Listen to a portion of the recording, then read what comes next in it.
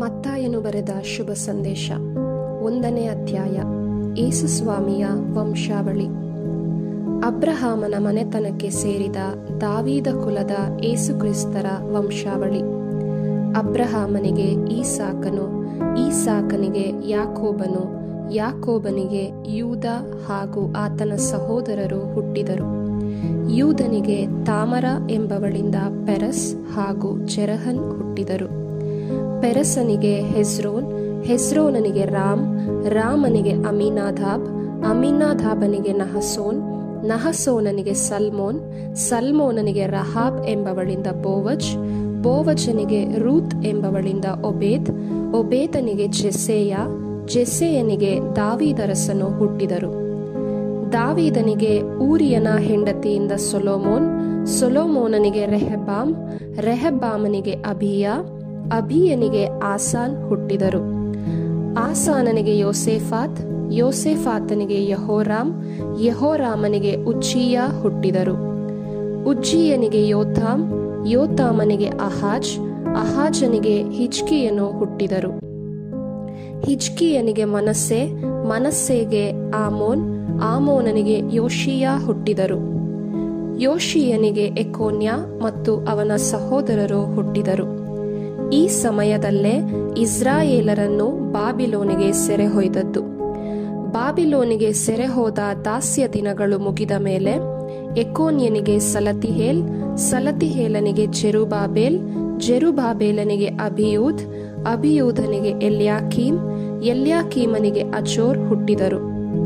ಅಜೋರನಿಗೆ ಸದೋಕ್, ಸದೋಕನಿಗೆ ಅಕೀಮ್, ಅಕೀಮನಿಗೆ ಎಲಿಯೂದ್, ಎಲಿಯೂದನಿಗೆ ಎಲಿಯಾಜರ್, ಎಲಿಯಾಜರನಿಗೆ ಮತ್ತಾನ್, ಮತ್ತಾನನಿಗೆ ಯಾಕೋಬ್ ಹುಟ್ಟಿದರು.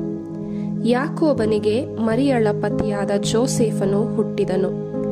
ಈ ಮರಿಯಳಿಂದಲೇ ಕ್ರಿಸ್ತ ಎಂದು ಕರೆಯಲಾಗುವ ಯೇಸುಸ್ವಾಮಿ ಹುಟ್ಟಿದ್ದು. ಹೀಗೆ ಒಟ್ಟು ಅಬ್ರಹಾಮನಿಂದ ದಾವೀದನವರೆಗೆ 14, ದಾವೀದನಿಂದ ಬಾಬಿಲೋನಿನ ದಾಸ್ಯ ದಿನಗಳವರೆಗೆ 14, ಬಾಬಿಲೋನಿನ ದಾಸ್ಯ ದಿನಗಳಿಂದ ಕ್ರಿಸ್ತರವರೆಗೆ 14 ತಲೆಮಾರುಗಳು. ಪ್ರಭು ಯೇಸುವಿನ ಜನನ. ಕ್ರಿಸ್ತ ಯೇಸುವಿನ ಜನನದ ಪ್ರಕರಣ. ಯೇಸುವಿನ ತಾಯಿ ಮರಿಯಳಿಗೂ ಜೋಸೇಫನಿಗೂ ನಿಶ್ಚಿತಾರ್ಥವಾಗಿತ್ತು. ಅವರಿಬ್ಬರು ಕೂಡಿ ಬಾಳುವುದಕ್ಕೆ ಮುಂಚೆಯೇ ಮರಿಯಳು ಗರ್ಭವತಿಯಾಗಿರುವುದು ತಿಳಿದುಬಂತು. ಆಕೆ ಗರ್ಭಧರಿಸಿದ್ದು ಪವಿತ್ರಾತ್ಮ ಪ್ರಭಾವದಿಂದ. ಆಕೆಯ ಪತಿ ಜೋಸೇಫನು ನೀತಿವಂತನು.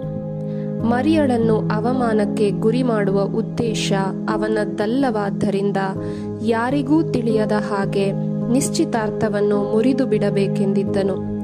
ಆತನು ಈ ಕುರಿತು ಆಲೋಚಿಸುತ್ತಿದ್ದಂತೆ ದೇವದೂತನು ಕನಸಿನಲ್ಲಿ ಕಾಣಿಸಿಕೊಂಡು, ದಾವೀದ ವಂಶದ ಜೋಸೇಫನೇ, ಮರಿಯಳನ್ನು ನಿನ್ನ ಪತ್ನಿಯನ್ನಾಗಿ ಸ್ವೀಕರಿಸಲು ಅಂಜಬೇಡ. ಆಕೆ ಗರ್ಭಧರಿಸಿರುವುದು ಪವಿತ್ರಾತ್ಮ ಪ್ರಭಾವದಿಂದಲೇ. ಆಕೆ ಒಬ್ಬ ಮಗನನ್ನು ಹೆರುವಳು. ಆತನಿಗೆ ನೀನು ಯೇಸು ಎಂಬ ಹೆಸರಿಡಬೇಕು, ಏಕೆಂದರೆ ತನ್ನ ಜನರನ್ನು ಅವರ ಪಾಪಗಳಿಂದ ರಕ್ಷಿಸಿ ಉದ್ಧಾರ ಮಾಡುವವನು ಆತನೇ ಎಂದನು. ಇಗೋ, ಕನ್ಯೆಯೊಬ್ಬಳು ಗರ್ಭ ತಳೆದು ಪುತ್ರನೊಬ್ಬನನ್ನು ಪ್ರಸವಿಸುವಳು, ಇಮ್ಮಾನುವೇಲ್ ಎಂದು ಆತನಿಗೆ ಹೆಸರಿಡುವರು ಎಂಬುದಾಗಿ ಪ್ರವಾದಿಯ ಮುಖಾಂತರ ಸರ್ವೇಶ್ವರ ಹೇಳಿದ ಪ್ರವಚನ ನೆರವೇರುವಂತೆ ಇದೆಲ್ಲ ಸಂಭವಿಸಿತು. ಇಮ್ಮಾನುವೇಲ್ ಎಂದರೆ ದೇವರು ನಮ್ಮೊಡನೆ ಇದ್ದಾರೆ ಎಂದು ಅರ್ಥ. ಆಗ ಜೋಸೇಫನು ಎಚ್ಚೆತ್ತು ದೇವದೂತನ ಆಜ್ಞೆಯ ಪ್ರಕಾರ ಮರಿಯಳನ್ನು ವಿವಾಹ ಮಾಡಿಕೊಂಡನು. ಆದರೆ ಆಕೆಯೊಡನೆ ಲೈಂಗಿಕ ಸಂಬಂಧವಿಲ್ಲದೆ ಇದ್ದನು. ಆಕೆ ಗಂಡು ಮಗುವಿಗೆ ಜನ್ಮವಿತ್ತಳು. ಜೋಸೇಫನು ಆ ಮಗುವಿಗೆ ಯೇಸು ಎಂದು ನಾಮಕರಣ ಮಾಡಿದನು.